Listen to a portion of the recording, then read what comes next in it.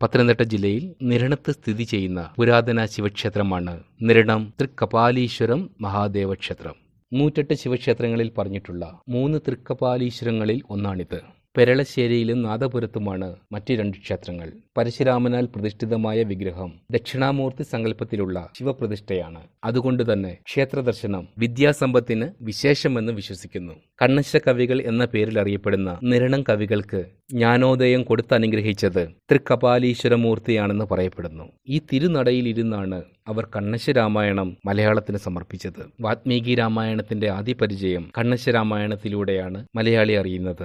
എഴുത്തച്ഛൻ ഒരു ശിവരാത്രി നാളിൽ ഇവിടെ ദർശനം നടത്തിയെന്നും കണ്ണശ്ശ കവികളുടെ അനുഗ്രഹം വാങ്ങിയെന്നും അതിനുശേഷം മലയാളത്തിലെ 2ാമത്തെ രാമായണത്തിന് ഹരിശ്രീ കുറിച്ചെന്നും വിശ്വസിക്കുന്നു. ശിവരാത്രിയും നവരാത്രിയും മണ്ഡലപൂജയും വിശേഷ ദിവസങ്ങൾ. നന്ദികേശൻ, സപ്തമാതാക്കൾ, ഗണപതി, ശാസ്താവ്, ശ്രീകൃഷ്ണൻ, നാഗരാജാവ് തുടങ്ങിയവർ ഉപദേവതകൾ.